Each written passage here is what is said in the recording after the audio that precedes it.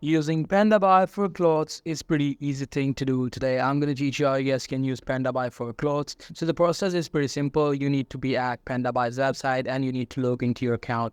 After that, you have to go to the new tab and you need to type in Pandabuy spreadsheets spreadsheet. Let me just type that, and now here I'll go to this website which is Pandabuy spreadsheet. So if I click on that, as you guys can see, all of the products that I can explore for Pandabuy. Suppose I want to buy the jacket, so I'm going to go to the jacket. What it will do is it will show me the listing of all the jackets that are available in Pandabuy.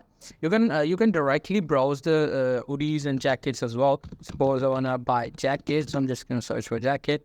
I will also be able to see the jackets right here. But if you want to buy the latest ones or the more fashionable, for that you have to try to find these in the spreadsheets. As you guys can see, these are the local brands. But if you want to buy the Nike or Adidas ones, the fake ones or probably the original ones, you need to go to this spreadsheet. So that's pretty much it. That's how you guys can use Pandabuy for clothes. Hope you guys find this video helpful.